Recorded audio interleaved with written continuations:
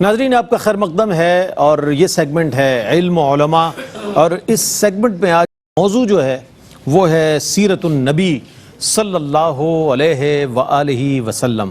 اس حوالے سے گفتگو کرنے کے لیے ہمارے درمیان موجود ہیں استاذ العلماء زینت الفقہاء حضرت علامہ مفتی محمد اکمل مدنی صاحب۔ السلام علیکم ورحمۃ اللہ وبرکاتہ۔ وعلیکم السلام ورحمۃ اللہ۔ اور میرے بائیں جانب تشریف فرما ممتاز و معروف ریلیجس اسکالر ڈاکٹر محبوب الحسن بخاری شاہ صاحب تشریف فرمائے۔ السلام علیکم ورحمۃ اللہ وبرکاتہ۔ اور ہمارے یہ دو شہزادے جناب عزیر عزیزی بندگی ماشاءاللہ اور ثقلین رشید قادری، بہت خوبصورت آواز و انداز کے حامل نوجوان ثنا خاں اور خوبصورت لہجے میں پڑھنے والے ثنا خاں تشریف فرمائے، جن سے انشاءاللہ ہم عقیدتیں سنیں گے۔ السلام علیکم ورحمۃ اللہ وبرکاتہ۔ اور دانیال شیخ آج موجود نہیں ہیں، ان کے لیے دعا کریں اللہ تعالیٰ نے صحت و تندرستی عطا فرمائے، انشاءاللہ وہ ہمارے ساتھ ہوں گے۔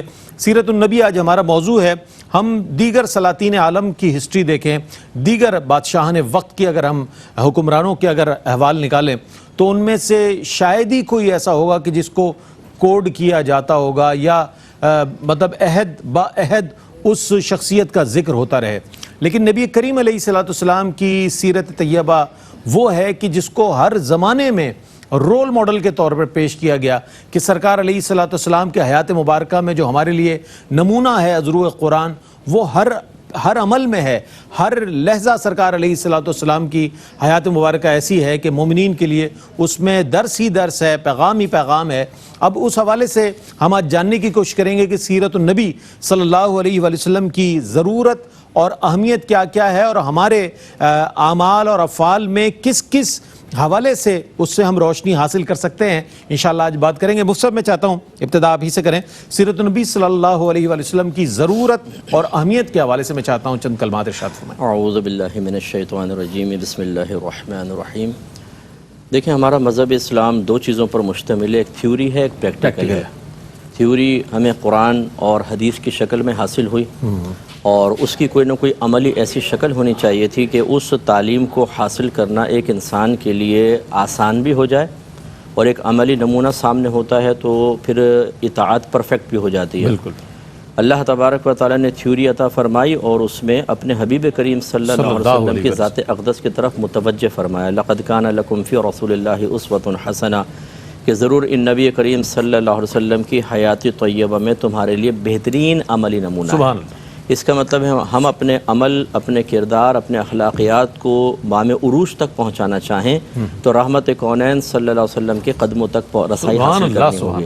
سرکار کی سیرت کا مطالعہ کر کے اس کو اپنا لیں، اللہ تعالیٰ کامل کر دے گا، کیونکہ اللہ تعالیٰ نے اپنے حبیب کریم صلی اللہ علیہ وسلم کو جو کچھ عطا فرمایا وہ سب سے کامل ترین عطا فرمایا، سبحان اللہ۔ کیونکہ آپ کے بعد کسی اور نبی نے تو آنا نہیں تھا، تو نبی کریم صلی اللہ علیہ وسلم کو وہ سب کچھ عطا فرمایا جو ایک انسان کے عمل اور کردار کی کاملیت کے لیے، اس کی شخصیت کے کامل ہونے کے لیے انتہائی ضروری تھا۔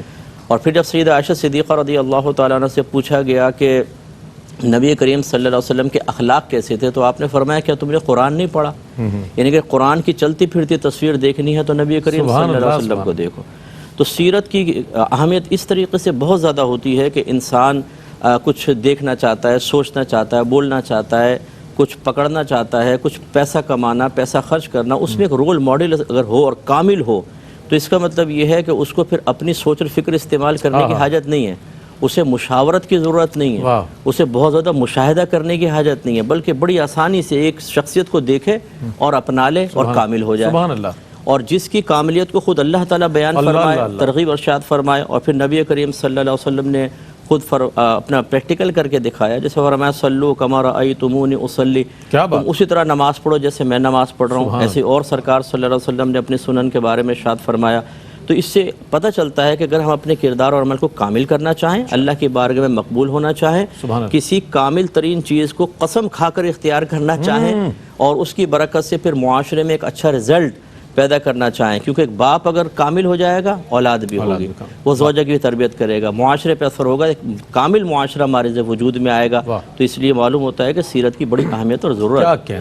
کیا کہنا ہے؟ معیار ذات سید ابرار ہی رہے، معیار ذات سید ابرار ہی رہے، چاہے کسی اصول کی تعریف کیجئے، اچھائیوں کی آخری تعریف ہے یہی، اللہ کے رسول کی تعریف کیجئے۔ ایک مختصر سا وقفہ ہے، وقفے سے لوٹتے ہیں، پھر سیرت النبی صلی اللہ علیہ وآلہ وسلم کے حوالے سے اسی سلسلہ کلام کو آگے بڑھائیں گے، ہمارے ساتھ رہیے گا۔ ناظرین، آج موضوع ہے سیرت النبی صلی اللہ علیہ وآلہ وسلم۔ ہمیں جوائن کیا ہے ممتاز معروف عالم دین علامہ اکرام حسین القادری صاحب نے۔ السلام علیکم ورحمۃ اللہ۔ السلام ورحمۃ خیر مقدم ہے آپ کا، اور اس مرحلے پر ہم کلام شامل کریں گے، ہمارے دونوں ثنا خواں موجود ہیں۔ بسم اللہ۔ اللہ اللہ اللہ واحد و یکتا ہے، ایک خدا بس تنہا ہے۔ اللہ واحد و یکتا ہے، ایک خدا بس تنہا ہے۔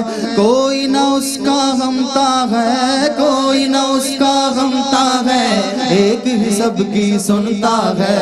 اللہ ہو اللہ ہو اللہ ہو اللہ ہو اللہ ہو اللہ ہو اللہ ہو اللہ ہو۔ بلبل طوطی پروانہ، بلبل طوطی پروانہ، بلبل طوطی پروانہ، بلبل طوطی پروانہ، ہر ایک اس کا دیوانہ۔ بلبل طوطی پروانہ، ہر ایک اس کا دیوانہ۔ قمری اس کا مستانہ، قمری اس کا مستانہ، کون چکور کا جانانا۔ چونکہ آج سیرت النبی صلی اللہ علیہ وآلہ وسلم موضوع ہے، علامہ اکرام حسین القادری صاحب تشریف فرمائے۔ ہم یہ جاننا چاہیں گے کہ ازروع قرآن سیرت النبی صلی اللہ علیہ وآلہ وسلم کی عظمت کا کیا بیان ہے؟ میں چاہتا ہوں اس پر کچھ کلام فرمائیے۔ بسم اللہ الرحمن الرحیم۔ دیکھیے، جب کبھی ہم سیرت کا لفظ استعمال کرتے ہیں تو اس کی گہرائی کو جانچنے کے لیے اور ماپنے کے لیے ہمیں اس کے لغوی اور اصطلاحی معنی سے تھوڑی بہت شناسائی ہونا ضروری ہے۔ ضرور ضرور۔ جیسے یہ سیرہ کا جو لفظ ہے، یہ سارا یسیرو سیرن و مسیرن سے ہے۔ جی، فرمایا کہ طریقہ، چلنا لغوی طور پر، اور اصطلاحی طور پر جب ہم وسعت کے اعتبار سے اور وسیع مفہوم میں دیکھتے ہیں تو اب آج کے اس دور میں یہ سیرت کا جو لفظ ہے یہ آقا کائنات صلی اللہ علیہ وآلہ وسلم کی ذات کے ساتھ خاص نظر آتا ہے۔ آپ دیکھیے کہ بہت ساری کتابیں ایسی ہیں، جیسے مثال کے طور پر سیرت ابن حشام۔ اب اگر اس کا ترجمہ لغوی طور پر کیا جائے تو اس کا مطلب ابن حشام کی سیرت، بالکل، لیکن در حقیقت کیا ہے کہ اس کے اندر ہے کیا؟ سیرت رسول اکرم صلی اللہ علیہ وآلہ وسلم۔ تو یہ سیرت چونکہ ایسے نقوش پا، ایسے طریقے اور ایسے انداز کو کہا گیا کہ جس نے ساری کائنات کو چلنا سکھایا، ساری کائنات کو وہ طریقہ عطا کر دیا جس کے ذریعے سے وہ اپنے بعثت کے مقصد کو سمجھ جائے۔ اسی وجہ سے نبی رحمت صلی اللہ علیہ وآلہ وسلم کی ذات کو جب قرآن مجید فرقان حمید ساری کائنات کے انسانوں کے لیے رول ماڈل قرار دیتا ہے تو اس کا سبب صرف اور صرف یہ ہے کہ اللہ رب العزت نے حضور علیہ السلام کی ذات کو خلق یعنی خلق اور خلق دونوں اعتبار سے کامل اور اکمل فرمایا۔ یعنی ظاہری جو عادات اور اطوار ہیں اور جو باطنی حضور علیہ السلام کے خصائل ہیں، آپ کی ذات اس میں کمال مرتبے پر نظر آتی۔ اسی وجہ سے سیدی اعلیٰ حضرت نے بھی اس جانب اشارہ کیا کہ تیرے خلق کو حق نے عظیم کہا، تیری خلق کو حق نے جمیل کیا، کوئی تجھ سا ہوا ہے نہ ہوگا شاہ، تیرے خالق حسن و ادا کی قسم۔ تو یہی سبب ہے کہ سورہ احزاب میں اللہ رب العزت نے مجموعی طور پر ساری انسانیت کو ایک ایسا رول ماڈل عطا کر دیا اور فرمایا لقد کان لکم فی رسول اللہ اسوۃ حسنہ۔ یعنی کسی کی پیروی، کسی کی اتباع، کسی کی اطاعت کے لیے اگر تم کمر بستہ ہونا چاہتے ہو تو فرمایا کہ سب سے زیادہ حقدار میرے نبی محمد مصطفیٰ صلی اللہ علیہ وسلم ہیں کہ ان کی اتباع کی جائے اور ان کو ہی رول ماڈل اور ان کو ہی اپنے لیے آئیڈیل بنایا جائے۔ اور پھر آپ ذرا یہ دیکھیے کہ یہ سیرت جو ہے انسان کے ظاہر سے بھی تعلق رکھتی ہے اور انسان کے باطن سے بھی تعلق رکھتی ہے۔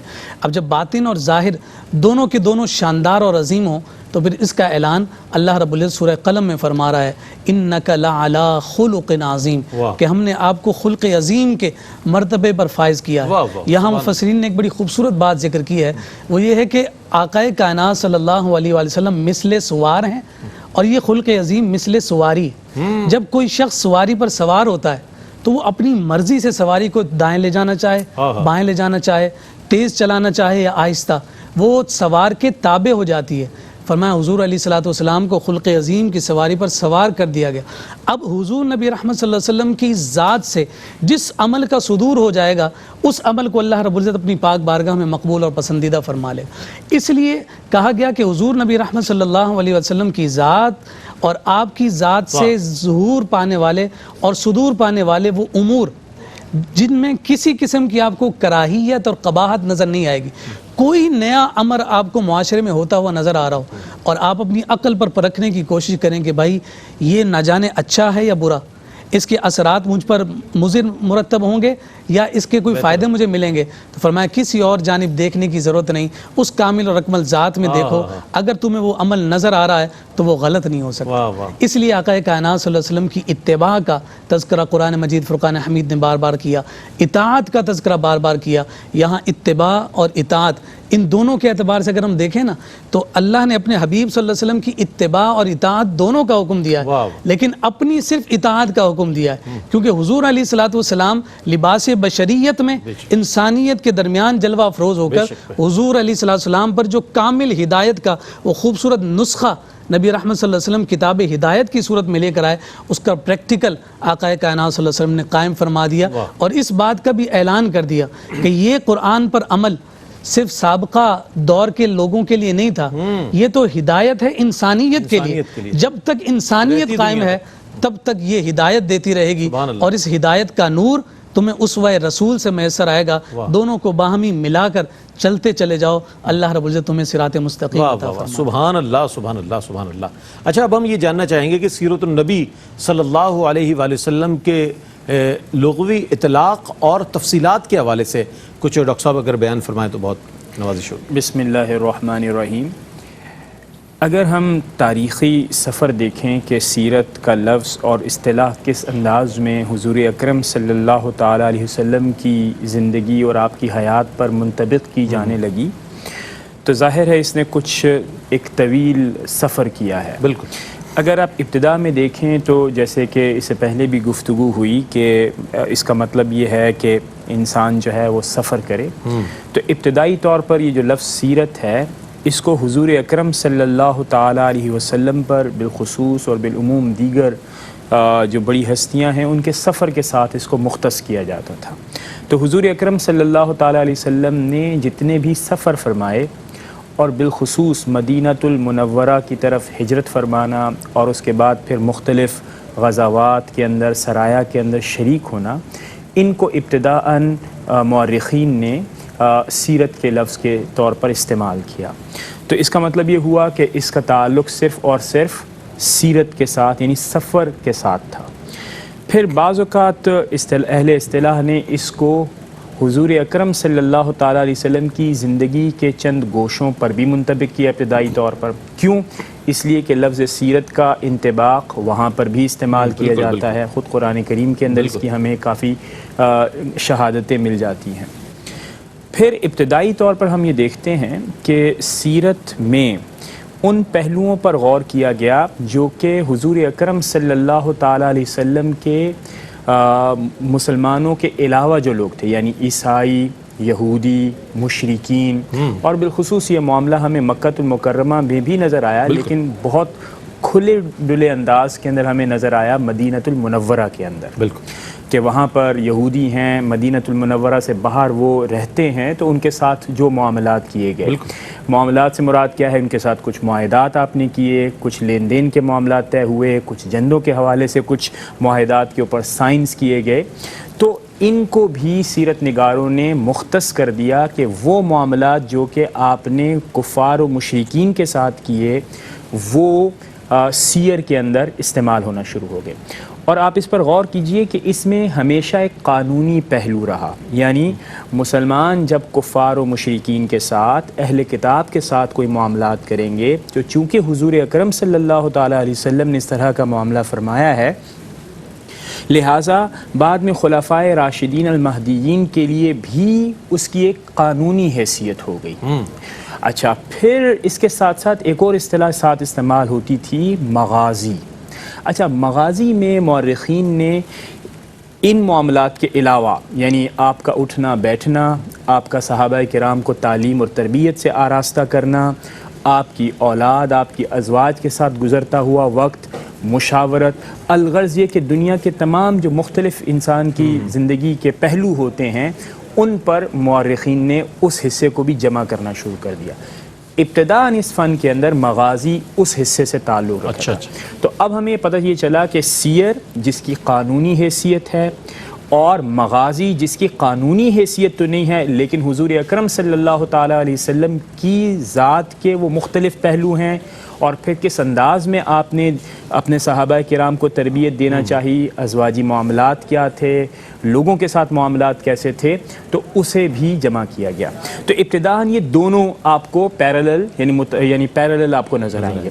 پھر آہستہ آہستہ جب یہ فن ترقی کیا تو آپ کو یہ محسوس ہوا کہ مغازی مدغم ہو گیا سیر کے اندر، صحیح ہے۔ اور اس کا مطلب کیا ہوا؟ اس کا مطلب یہ ہوا کہ وہ تمام معاملات جن کی قانونی حیثیت تھی اور وہ تمام معاملات جن کی اخلاقی حیثیت تھی وہ باہم جب مل گیا تو اس کا اطلاق پھر حضور اکرم صلی اللہ تعالیٰ علیہ وسلم کی پوری زندگی کے اوپر ہونا شروع ہو گیا۔ اس کے بعد پھر ہمیں نظر آتا ہے کہ سیرت کو حضور اکرم صلی اللہ تعالیٰ علیہ وسلم کے ساتھ جوڑ دیا گیا، اور پھر اب آپ دیکھیں کہ پھر جب اسلام نے ترقی کرتے ہوئے اہل عرب سے نکل کر فارس میں اور روما میں اور پھر آج کل کے دور کے اندر انگریزی اور دیگر زبانوں میں آیا تو پھر سیرت کا لفظ وہ بطور اصطلاح کے استعمال کرتے ہوئے آج بھی اس کو مختص کر دیتے ہیں حضور اکرم صلی اللہ تعالیٰ علیہ وسلم کے شب و روز کے ساتھ۔ کیا کہنا، لقد کان لکم فی رسول اللہ اسوۃ حسنہ جس طرح کے بیان کیا گیا، تو کائنات میں ہمیں کوئی اور شخصیت نظر نہیں آتی، کوئی بھی فاتحین عالم، سلاطین عالم، بادشاہ وقت، حکمہ میں کوئی بھی شخصیت لے لیں کہ جس کی پیدائش، جس کی سواری، جس کا بچپن، جس کی جوانی، جس کے شب و روز تاریخ نے محفوظ کیے ہوں، وہ اگر ذات والا صفات ہے تو نبی کریم علیہ الصلوۃ والسلام کی ہے۔ حضور کی سیرت مبارکہ کے حوالے سے بات ہوتی رہے گی۔ ایک مختصر سا وقفہ ہے، وقفے کے بعد لوٹتے ہیں۔ مجھے امید ہے آپ کا اور ہمارا ساتھ رہے گا۔ ناظرین، آپ کا خیر مقدم ہے۔ آج سیرت النبی صلی اللہ علیہ وآلہ وسلم کے حوالے سے بات ہو رہی ہے۔ مفتی صاحب کیا فرمائیے گا، نبی کریم علیہ الصلوۃ والسلام کی سیرت طیبہ کی روشنی میں تعلیم کی اہمیت اور ضرورت، جس طرح سرکار علیہ الصلوۃ والسلام نے اقدامات فرمائے، خواہ وہ اصحاب صفہ کے حوالے سے کہیں یا یہ سمجھ لیں کہ باب ارقم کے حوالے سے کہیں، جو بھی، اور اس کے بعد بھی پھر جو اصطلاحات ہوتی رہیں، اس میں کیا فرمائیے گا؟ بسم اللہ الرحمن الرحیم۔ دیکھیں، جو بھی قوم کا لیڈر ہوتا ہے اس کے لیے صاحب علم اور صاحب حکمت ہونا ضروری ہوتا ہے، اور اللہ تعالیٰ نے یہ دونوں چیزیں اپنے حبیب کریم صلی اللہ علیہ وسلم کو براہ راست عطا فرمائیں تاکہ آئندہ زندگی میں کوئی احسان نہ جتائے، یہ کسی کے زبان پر نہ آئے کہ یہ اللہ تعالیٰ کی طرف سے لے کر نہیں آئے، یہ تو اپنے استادوں سے پڑھ کر، یہ فلاں کتاب پڑھ کر یہ تبلیغ دین کر رہے ہیں۔ اس لیے اللہ تعالیٰ نے بالکل اپنے حبیب کو اس محتاجی سے دور رکھا۔ نبی کریم نے نہ کوئی کتاب زندگی میں پڑھی قرآن کے علاوہ، نہ کبھی اہل کتاب کی صحبت میں جا کر بیٹھے، لیکن جب کلام فرمایا تو اتنا فصیح و بلیغ کہ عرب کے فصحاء بلغاء اس کے سامنے عاجز آ گئے، تو کنفرم ہو گیا کہ اللہ تعالیٰ کی طرف سے ہے۔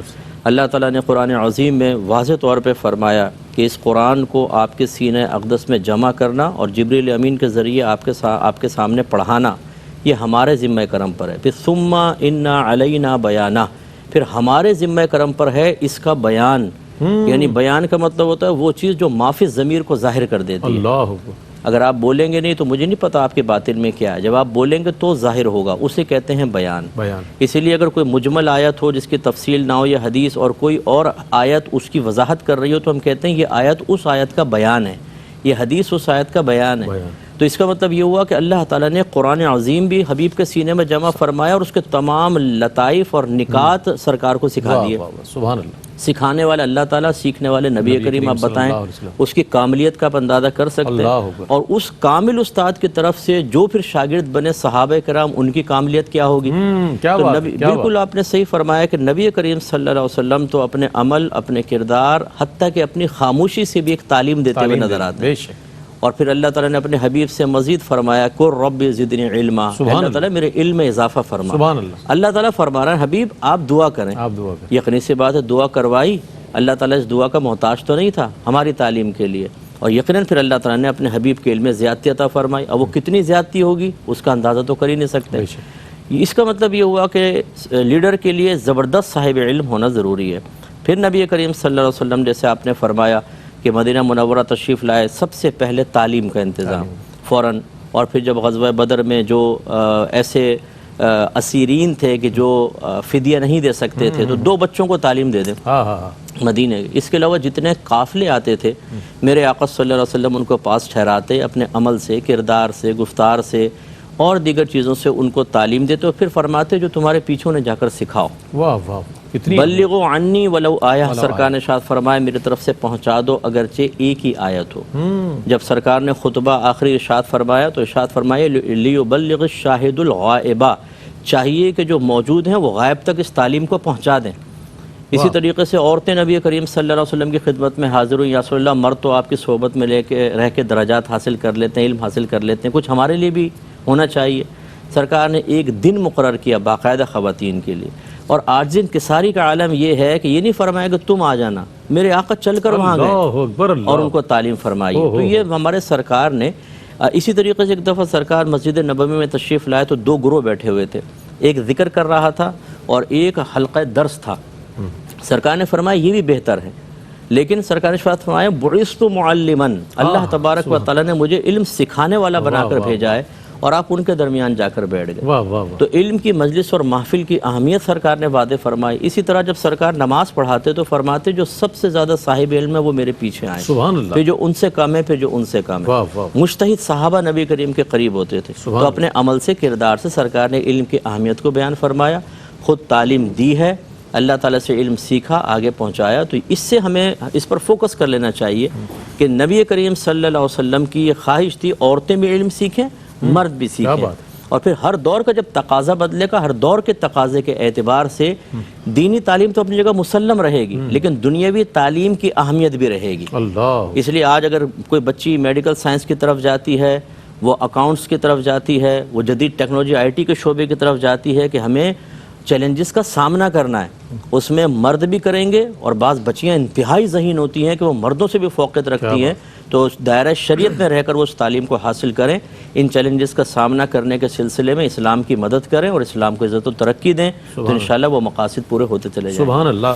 میرا خیال ہے کہ کم و بیش تمام ہی پروگرامز میں، جتنے پروگرامز ہم نے مفتی صاحب کے ساتھ کیے ہیں، مفتی صاحب ہر پروگرام میں یہ ضرور تاکید کرتے ہیں اور پیغام دیتے ہیں کہ علم دین حاصل کریں، علم حاصل کریں، اور نبی کریم علیہ السلام کی تمام ہی جو امور ہے اس میں نظر آ رہا ہے کہ آپ نے تعلیم کے لیے راستے ہموار فرمائے۔ اسی لیے فرمایا گیا کہ علم کا حاصل کرنا ہر مسلمان مرد و عورت پر فرض قرار دیا گیا ہے۔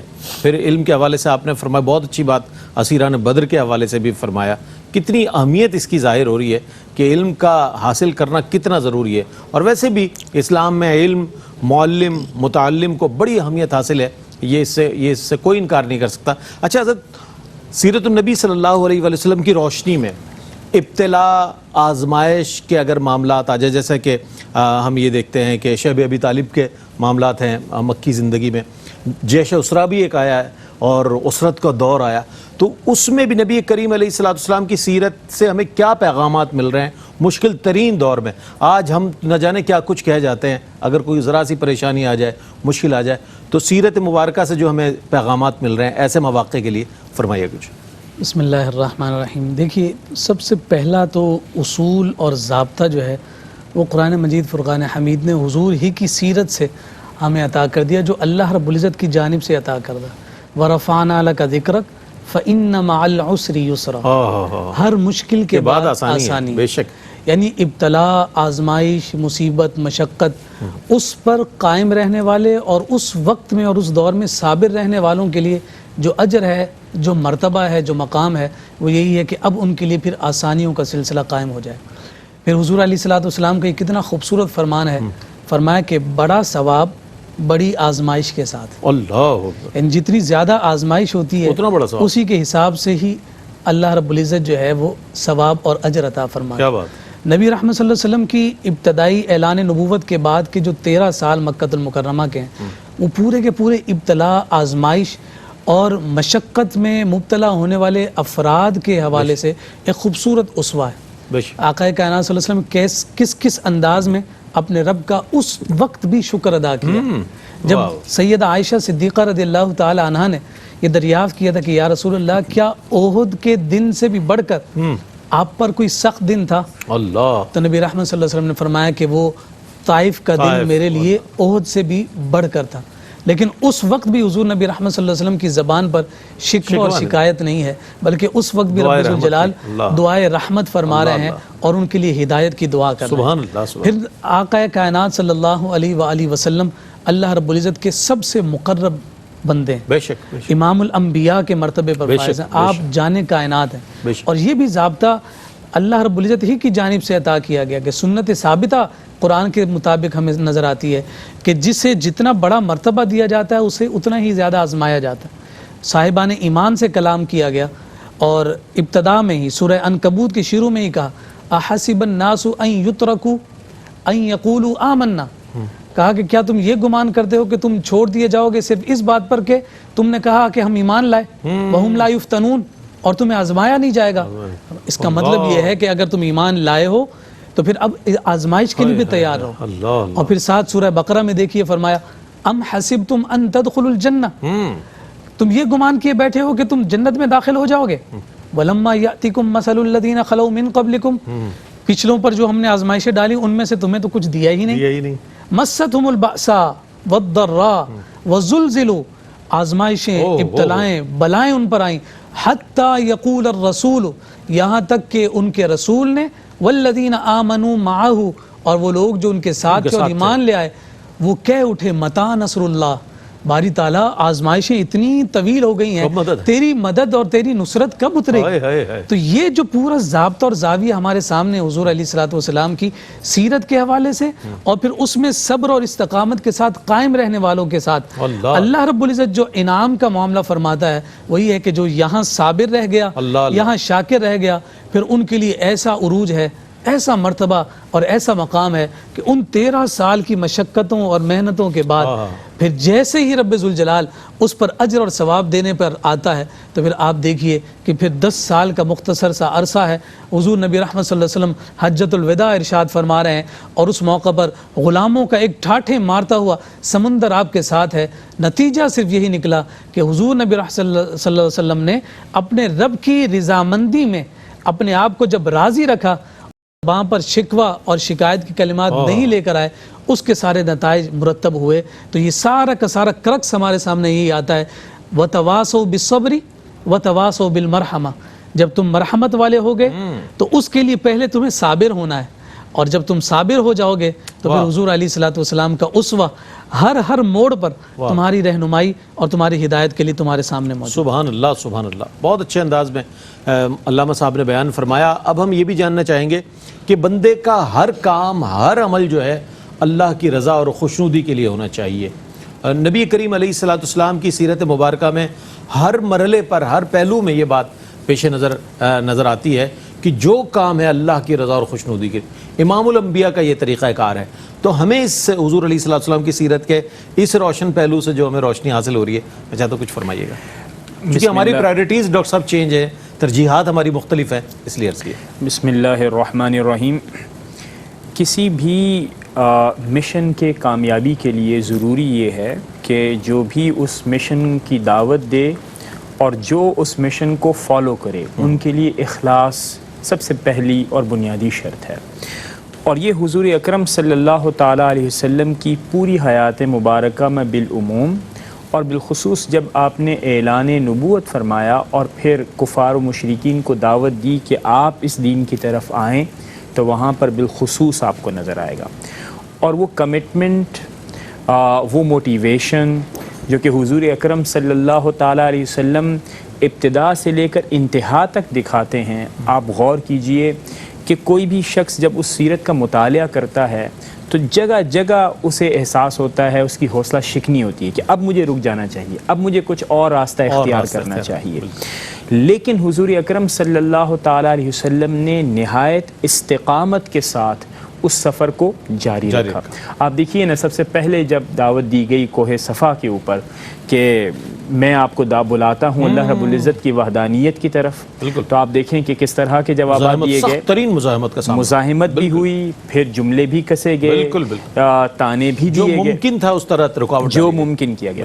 اس کے بعد جب آپ دیکھیے کہ اس کے بعد ہمیں غور کرنا چاہیے, اس کا ایک سیکنڈ فیز بھی آیا. ہم بڑے آسانی سے یہ سمجھتے ہیں کہ ہم تو مومن ہیں کیونکہ ہمارے والدین مومن تھے تو لہٰذا یہ تو ایک سلسلہ چلتا آ رہا ہے. نہیں, آپ دیکھیے کہ حضور اکرم صلی اللہ تعالیٰ علیہ وسلم نے وہ جو 23 سالہ دور گزارا, اور آج جو اسلام کے پھل آپ کھاتے ہیں, جو مٹھاس ہے, جو شیرینی ہے, جسے آج آپ کی نظر میں اس کی کمی آپ کو محسوس ہوتی ہے, اس کے لیے بے شمار قربانیاں حضور اکرم صلی اللہ تعالیٰ علیہ وسلم نے بھی دیں, اس کے بعد صحابہ کرام نے بھی دیں, اور نسلاً بعد نسلاً ہم یہ دیکھتے ہیں کہ یہ سلسلہ چلا آ رہا ہے. آپ دیکھیے رئیس بھائی کہ جب یہ سلسلہ چلا تو اس کے بعد کفار و مشرکین نے کیا یہ کہ انہوں نے یہ کہا کہ یہ تو کوئی مسئلہ ہی نہیں ہے. ہم ایسا کرتے ہیں کہ ہم حضور اکرم صلی اللہ تعالیٰ علیہ وسلم کے پاس جاتے ہیں اور ان کو کچھ آفر کرتے ہیں.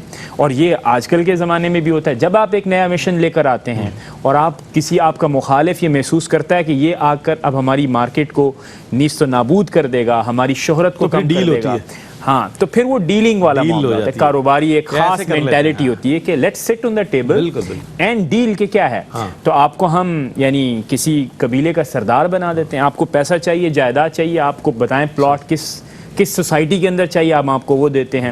حضور اکرم صلی اللہ تعالیٰ علیہ وسلم کی کمٹمنٹ آپ دیکھیے, تو آپ نے فرمایا کہ مجھے تو کسی چیز کی ضرورت نہیں ہے. ایک طرف ایک ہاتھ کے اوپر آپ میرے سورج رکھ دیجئے, دوسری طرف چاند رکھ دیجئے. یہ ہے وہ لوگ جو کہ اپنی مشن سے کمیٹڈ ہوتے ہیں. پھر آپ اگلے سٹیپ پر آئیے.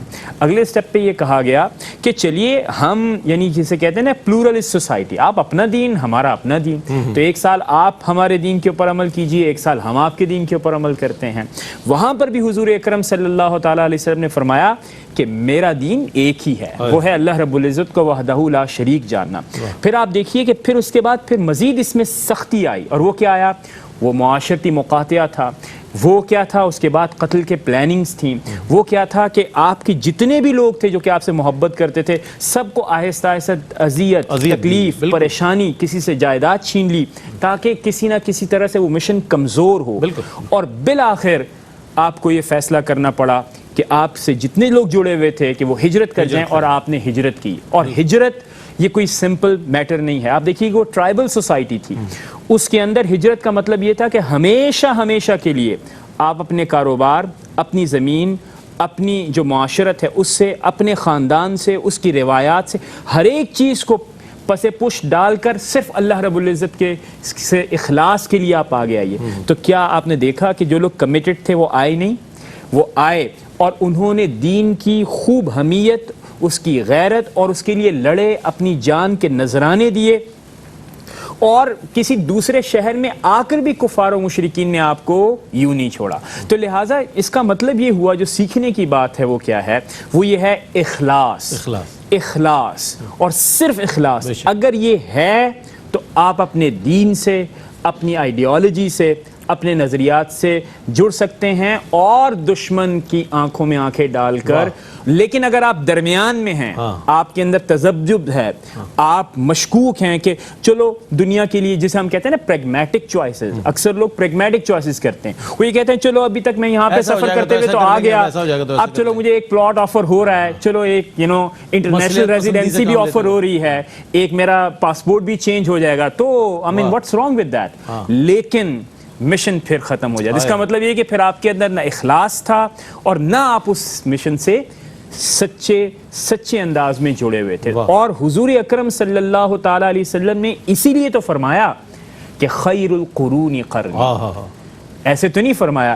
اس لیے وہ دور ہر مسلمان طبقے کے لیے آج بھی آئیڈیل دور. اور رئیس بھائی میں آپ کو یہ بتاؤں کہ اکثر لوگ آئیڈیل کو یہ سمجھتے ہیں ہمارے ہاں کہ آئیڈیل ایک ایسی چیز ہے جو کہ کبھی بھی زمینی حقیقت کے طور پر سامنے نہیں آئی. لیکن جب ہم آئیڈیل کہتے ہیں, جب حضور اکرم صلی اللہ تعالیٰ علیہ وسلم نے فرمایا خیر القرون قرنی, وہ ایک زمینی حقیقت بنا کر دکھائے, اس میں مواقعات تھی, اس کے اندر آپ کو محبت قربانیوں کا ایک سمندر نظر آیا. چشم فلک نے وہ نظارے دکھائے جو آج کوئی بھی مشنری اور آئیڈیالوجسٹ یہ بتاتا تو ہے لیکن وہاں پر حضور اکرم صلی اللہ تعالی علیہ وسلم نے کر کے دکھایا. اسے کہتے ہیں اخلاص, اسے کہتے ہیں استقامت, اسے کہتے ہیں اپنے مشن کے ساتھ جڑنا. کیا کہنے, سبحان اللہ سبحان اللہ. بہت اچھے انداز میں مفتی صاحب نے, ہمارے ڈاکٹر صاحب نے بیان فرمایا. اچھا, ہمارے ہاں اخلاق کا اگر لفظ استعمال ہو نا تو لوگ یہ سمجھتے ہیں کہ اگر کوئی بہت مسکرا کر اگر ہاتھ ملا لے تو کہتے ہیں اس کا اخلاق بہت اچھا ہے. جناب, اخلاق تو بہت وسیع تر معنوں میں استعمال ہوا ہے ہمارے ہاں اسلام میں, اور جب اس کی کے حوالے سے ہم تفصیلات پڑھتے ہیں. نبی کریم علیہ السلام کی سیرت مبارکہ کی روشنی میں اخلاق کی جو عظمت ہے, میں چاہتا ہوں اس پر کچھ کلام فرمائیے. جی ہاں, تمہیداً جو آپ نے بات کی بالکل ٹھیک ہے کہ اخلاق خلق کی جمع ہے, اور خلق کہتے ہیں عادت. اخلاق معنی عادات. جب ہم کہتے ہیں خوش اخلاق تو اس کا مطلب ہے اچھی عادات کا حامل شخص. اب ہمارے یہاں بتیسی دکھا دیں تو بولتے ہیں خوش اخلاق, اور وہ بھی ریاکارانہ. بہنوں کو پٹانے کے لیے سودا بیچنا ہے تو مسکرا کے بات کرے گا, بہن جی مارکیٹ میں سب سے سستا میں دوں گا. اب وہ سوچتی نہیں ہم بھائی ہمارا اتنا مخلص کہاں سے آ گیا, مارکیٹ میں بیٹھا ہوا نقصان کر رہا ہے اپنا. لیکن وہ سب وہی ریاکاریاں. اسی طرح ہمارے یہاں نفاق بہت زیادہ ہے, دلوں کے اندر نفرتیں ہیں. جوائنٹ فیملیز دیکھ لیں, ادارے دیکھ لیں, کوئی بھی ادارے ہوں, دینی ادارے دیکھ لیں, سب ہر کسی پہ میں پرٹیکولر نہیں کہہ رہا ہوں لیکن ایک ہوتا ہے دلوں میں نفرت ہے اور چہرے کے اوپر مسکراہٹیں اور اپنے آپ کو ہم خوش اخلاق سمجھ رہے ہوتے ہیں. یہ نہیں ہے. خوش اخلاقی کیا ہے, جو میرے آقا صلی اللہ علیہ وسلم نے پریکٹیکلی کر کے دکھائی ہے کہ جب آپ کسی سے مل رہے ہیں تو ہمیشہ تبسم کے ساتھ ملتے تھے, آپ عاجزی کے ساتھ ملتے تھے. بیٹی تشریف لا رہی ہیں, کھڑے ہو گئے, استقبال کے لیے بٹھایا. رضائی بھائی تشریف لائے, سرکار نے کھڑے ہو کر استقبال فرمایا. اسی طرح مدینے کی بچیاں بعض اوقات کنیزیں جو ہوتی تھیں وہ اپنے کسی کام کے لیے نبی کریم کا دست مبارک پکڑ لیتی ہیں کہ ہمارے ساتھ چلیں, ہمارا کام کریں. ان کے ساتھ تشریف لے جاتے. سبحان اللہ. اپنے خادموں کے ساتھ سرکار نے کام کیا ہے. جب مسجد نبوی کی تعمیر ہو رہی ہے اینٹیں خود اٹھا کر لا رہے ہیں. جب سفر میں ایک دفعہ دو صحابہ ساتھ تھے, ڈیوٹی باندھی بھی, آپ لکڑی لائیں گے, آپ جانور ذبح کریں گے, تو سرکار نے اپنے لیے بھی ایک کام مختص کیا. انہوں نے عرض کیا رسول اللہ ہم ہیں تو موجود. سرکار نے فرمایا کہ نہیں, میں بھی کام کروں گا تمہارے ساتھ. سرکار نے کام کیا ہے. اور اسی طریقے سے ہر چیز کے اندر پھر گھر والوں کے ساتھ معاملات دیکھ لیں. سیدہ عائشہ صدیقہ رضی اللہ تعالی عنہا کا نکاح آپ کے ساتھ بحکم الہی ہوا تھا. یہ بعض لوگ ایج ڈفرینس کے اوپر تنقید کرتے ہیں, وہ سرکار نے اپنی مرضی سے نہیں کیا تھا, وہ تو خواب میں دکھائی گئی تھی کہ یہ دنیا اور آخرت میں آپ کی زوجہ ہیں. سبحان اللہ. اور نبی کا خواب وحی الہی کی صورت ہوتی ہے, مجال انکار تو تھا ہی نہیں. لیکن میرے آقا صلی اللہ علیہ وسلم نے اس مقام پر بھی ایک اخلاق کا اتنا اعلیٰ نمونہ قائم کیا کہ سیدہ عائشہ کمسن ہیں, کمسن بچی کی اپنی خواہشات ہوتی ہیں, اپنا طرز زندگی ہوتا ہے, سرکار نے ان کے ساتھ کیسے ایڈجسٹ کیا. پھر 9 ازواج, یہ ایک روایت کے مطابق 11 ازواج, ہر ایک کے ساتھ بااخلاق طریقے سے. خلاصہ کلام یہ ہے کہ کسی بھی جہت سے دیکھ لیں, ہر طریقے سے سرکار اخلاق کا ایک بہترین نمونہ. حتیٰ کہ کافروں کو دیکھیں, سرکار آرام فرما رہے ہیں, تلوار لٹکی ہوئی ہے, کافر نہ کے تلوار نکال لی. سرکار نے چشمان مبارک کھولی, کہنے لگا محمد اب تمہیں یہ بتائیں مجھ سے کون بچا سکتا ہے. سرکار نے فرمایا اللہ. وہ ایسا زبان حق ترجمان سے نکلا, اس کے دل پہ ضرب لگی, ہاتھ کانپ گئے, تلوار گر گئی. سرکار نے اٹھا لی, فرمایا اب تجھے مجھ سے کون بچائے گا. تو اس نے کہا رسول اللہ کہ مجھ پہ کرم فرمائیں اور مجھے چھوڑ دیں. آپ نے فرمایا اسلام لاتے ہو؟ کہا کہ نہیں, لیکن یہ وعدہ کرتا ہوں کہ آپ کے خلاف کسی کی مدد نہیں کروں گا. سرکار نے فرمایا جاؤ. پھر آپ دیکھیں فتح مکہ کے موقع پر جو بڑے بڑے کفار کو معاف کیا, ان کے لرزتے ہوئے جسم, جھکے ہوئے چہرے, عرق آلود پیشانیاں. کوئی حکمران ہوتا بولتا اس کو لاؤ, یہ وہ گالیاں بک رہا تھا تو طائف کے اس میں لائی لگاؤ اس کو چھترول. ہم تو ایسے انتقام لیتے, لیکن میرے آقا نے ایسی مثال قائم کر دی, سب کو معاف کر دیا. ہزاروں لوگ اس کو دیکھ کر ایمان لے کر آئے اس کے بعد. تو یہ جو چیزیں یہ ہمیں سوچنا چاہیے. ہم خالی بیان کرتے ہیں لیکن ہم اپنی ذات کا احتساب کریں, سرکار کے خلق سامنے آئے, احتساب کریں یہ مجھے حاصل ہے کہ نہیں, اس کو حاصل کریں. اسی طریقے سے اپنے بچوں کی, اپنی زوجہ کی, اپنے گھر والوں کی تربیت ان اخلاق کی روشنی میں کریں. پھر ایک اچھا گھر معرض وجود میں آتا ہے, اس سے خاندان میں اثر پھیلتا ہے, پھر اس سے معاشرے میں, اور معاشرہ ٹھیک ہوگا. لیکن آج اگر ہم خود غلط ہوں گے, علماء یا مطلب ٹیچرز ایسے کریں گے, خود پیر صاحب جو ہوں گے وہ گالیاں بک رہے ہوں گے ماں بہن کی, تو پھر لازم سی بات ہے کہ پھر وہ سرکار کا خلق تو آگے نہیں جائے گا, بد اخلاقی آگے پروان چڑھے. صحیح فرمایا, بالکل صحیح فرمایا. اچھا جناب, آج ہمارے ہاں چونکہ فالو کیا جاتا ہے تو بل گیٹس کو فالو کرتے ہیں لوگ, اس کی زندگی پڑھیں, کیا ہے جناب اتنی دولت کیسے اس نے جمع کر لی، یا دیگر کامیاب جو دنیاوی طور پہ کامیاب لوگ ہیں. ہمارے یہاں نبی کریم علیہ الصلوۃ والسلام کی سیرت کو پڑھنا اور اس کو اپنانے میں سمجھتے ہیں کہ یہ علماء حضرات کا کام ہے، یہ مساجد کے ائمہ جو ہے نا وہ کریں گے، ہمارا تو اس طرح. تو ایسا کیوں، ہماری پرائورٹیز میں کیوں نہیں ہے؟ چونکہ ظاہر امتی تو سرکار علیہ الصلوۃ والسلام کے، دنیاوی اور اخروی کامیابی بھی اسی میں ہے، کیا وجہ ہے کہ اس سے دوری ہے؟ بسم اللہ الرحمن الرحیم. دیکھیے اس کی بنیادی وجہ تو جہالت ہی ہے، علم سے دوری ہے، آگہی سے دوری ہے، اور جس کے سبب سے جو ہے یہ امور معرض وجود میں آتے ہیں. جی.